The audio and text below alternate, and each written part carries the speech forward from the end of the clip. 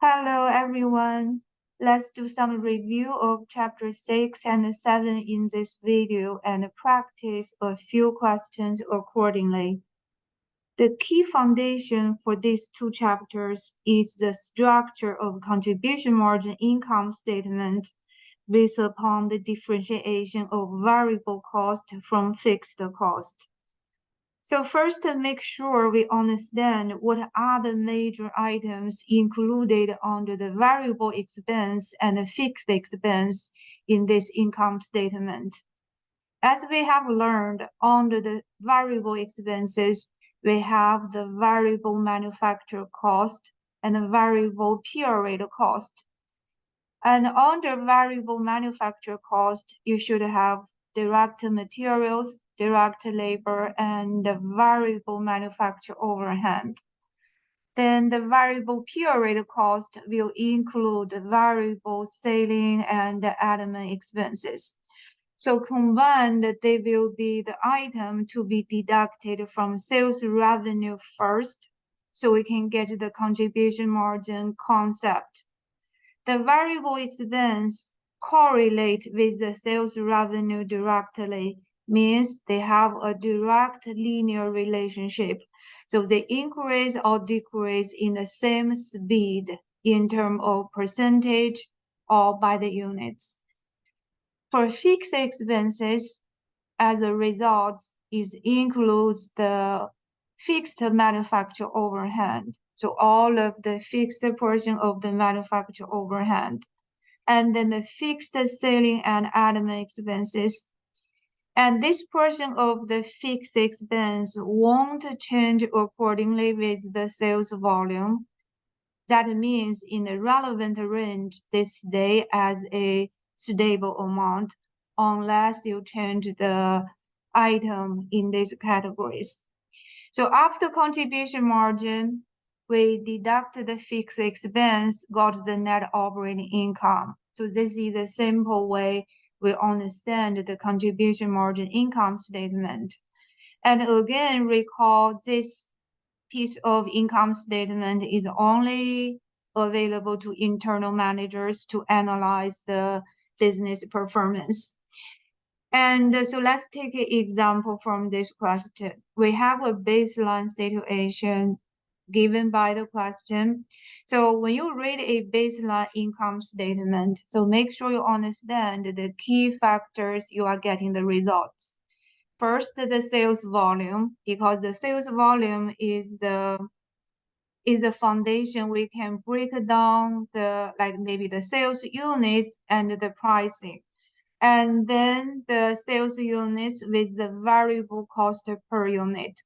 So even we don't see the per unit information here, but we can easily divide the total revenue, total variable expense, and the total contribution margin by the units, get the per unit information. And from there, you also can calculate the ratios, the variable expense ratio and contribution margin ratio. So it is implied by the baseline information. And for fixed expense, we have no need to see through the, the unit information because the fixed expense is a total stable amount. Normally, we don't need to break it down to the unit information unless you want to see the average cost of the production, okay, because of the fixed expense. So let's see the question. So after we have understanding of the baseline information for the 6,800, and the question is asking if the company sells a units less than the current, so 100 units less, so 6,700 units, how much the net operating income will be. So another level of the net operating income if we decrease the sales volume by 100. So how we can solve this? So what's the correct approach? As we tell, so when the sales volume change, increase or decrease, we know the fixed expense won't change. They will stay at the same amount. But the revenue, the sales revenue and the variable expense will decrease or increase accordingly. So in that case, we need to figure out the variable, the sales revenue per unit and the variable expense per unit based upon the current situation, then apply to a decreased level of units. So that you can see when they solve the question, that's why we need to have the sales price per unit and the variable expense per unit before you can find out the result to answer this question.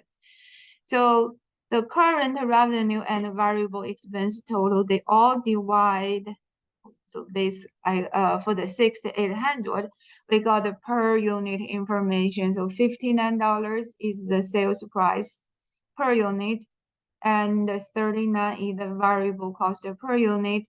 As a result, the contribution margin per unit is 20 units or $20 per unit. And from here, we can apply it to the new proposed volume of sales, 6,700. So we directly apply the $20 per unit contribution margin multiplied by the new proposed units, then minus the same fixed expense.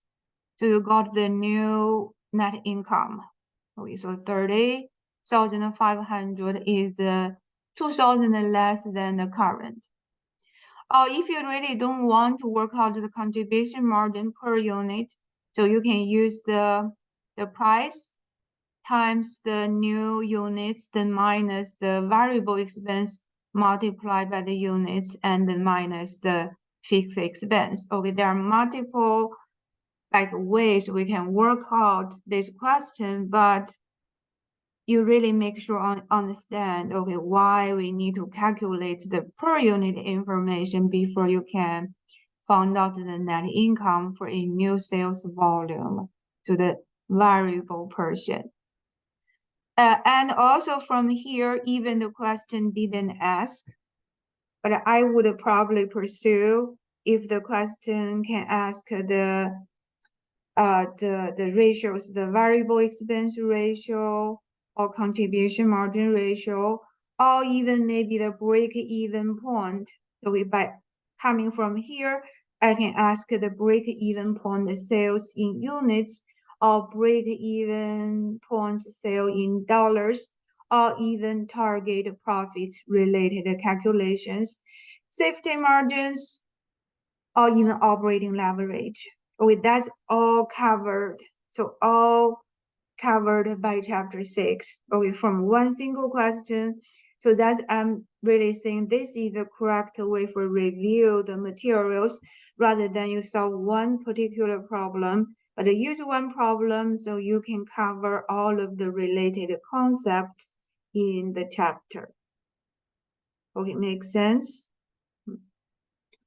So as I push through, so what you can try, okay, again, so let me reiterate other questions you can ask from here. What is the variable expense ratio? What the contribution margin ratio? What the break-even point in sales units? What the break-even point in sales dollars? Was a target profit sales units or sales dollars if I give you any amount of target profit? Was my current margin of safety in dollars or in percentage? And even was the operating leverage at this point of sales? Okay, so that's kind of covers everything from chapter 6. And then this is another one we propose. Again, you have a baseline situation, and then they are proposing how about we increase the contribution margin, with the new contribution margin if the sales volume increase by 40%. But again, take a look for the current. We have no units information. We only know the total of each item. So if the sales volume increased by 40%, how we can figure out the contribution margin change? Remember, the variable expense and contribution margin varies proportionally to the revenue change.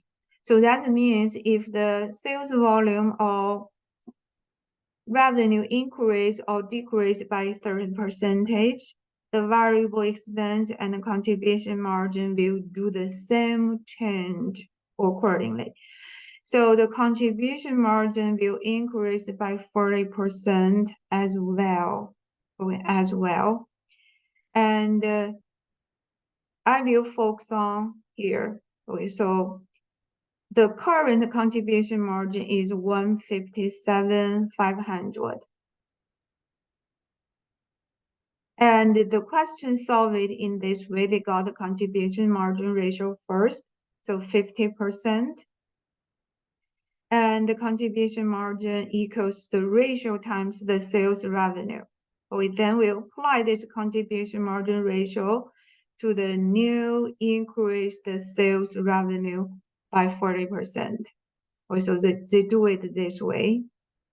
Or, so you can, if I can put it in the chat, okay, I have a more direct way to solve this problem. If you can see the chat, so I will directly do the contribution margin current times, so 1 plus the 40% of the volume increase. So this is a more direct approach. I will get the same answer as the one showing by the solution by the question. Okay, they took an indirect approach, but I'm taking a direct approach. So after you gain a solid understanding about the interactions of the factors in the income statement, there are really multiple ways you can solve a problem, okay, as you do it consistently. Some people prefer this approach, some people prefer that one, but as long as you using the right relationships, we'll get the same solution.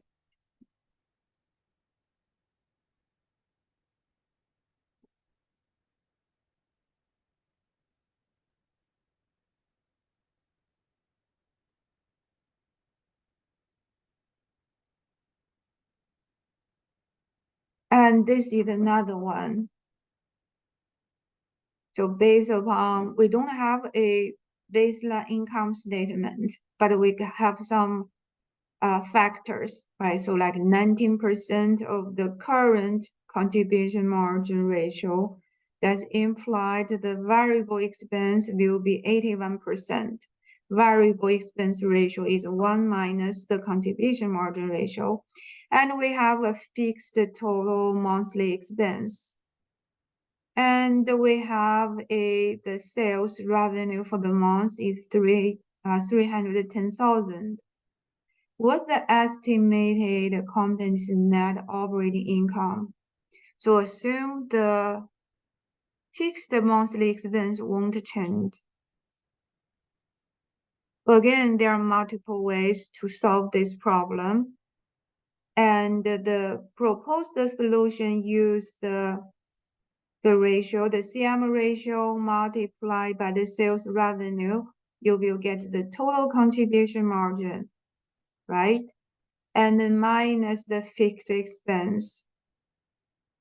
Then you got the net operating income. I would say this is the most straightforward and easy way to solve the problem. Or an indirect approach, maybe you set up an income statement. I will use the sales revenue minus the variable expense. How I can figure out the variable expense will be the sales revenue times 81%, because 19%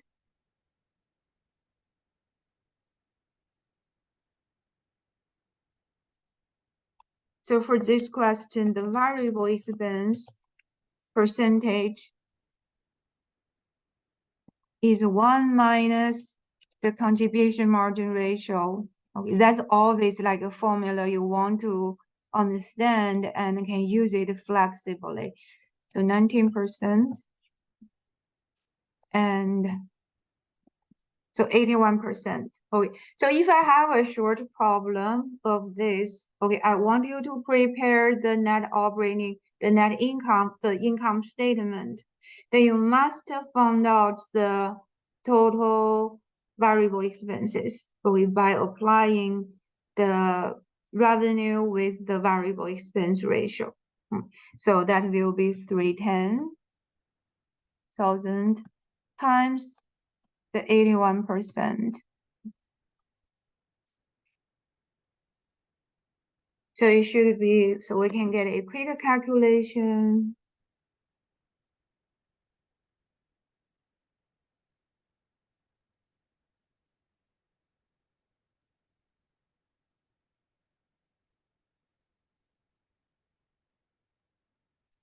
So 251,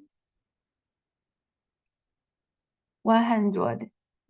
So total variable expense. So after you get the total variable expense, we can construct the whole income statement.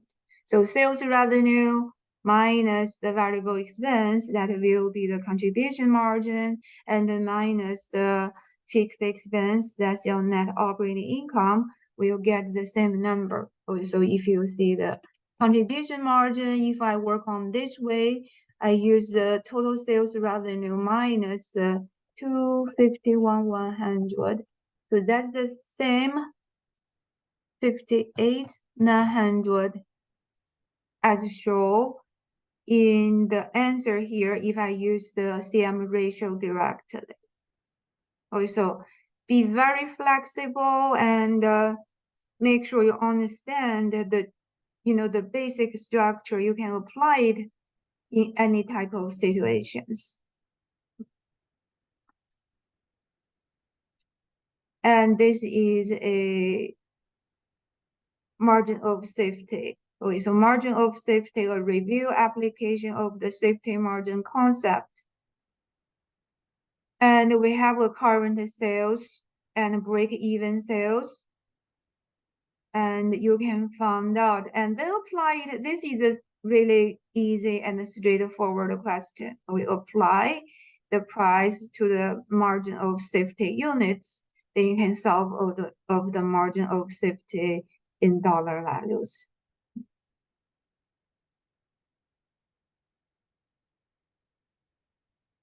And this is a short problem question. Just like the one we worked before, you have a current baseline income statement, okay, based upon 5,000. But if we change the volume up by 5,200, you need to find out the new revenue, variable expense, contribution margin. But again, we need to find out the variable, okay, so the price per unit, variable expense per unit, and the contribution margin per unit using the current numbers divided by the current volume and then apply to the new unit. So the same thing as the first multiple choice question we worked on. And some other, this is the application of the operating leverage. So I recommend you go over this question carefully. So because the operating leverage of change of the net, I think this one you probably don't use the operating leverage, but just to work on the net income under the new proposed situation. This is a baseline, so you can have a baseline income situation, and then you have a proposal using a new component, okay, increase the variable cost per unit. And that will also increase the monthly sales volume by 400 units, because probably you are using a higher quality part, or to attract customers by high quality of the products, but increase the variable cost with increased sales volume. Okay. And the net operating income, as the question worked on here, actually is not really appealing, because with the increased variable cost, the contribution margin decreased per unit, even with the compensation of the new increased volume. We still got a decreased contribution margin, and as a result, we are suffering from a loss. So no change on the fixed expense, but a decreased contribution margin. So the increase of the sales volume 400 units couldn't really make up the increased variable expense. So I will stop here that's basically for chapter 6. So in addition to going over the break even, so I'm not really repeating those break even sales formula or target profit, margin of safety, or operating leverage. Those are really combined in these problems with the full understanding of the contribution margin income statement.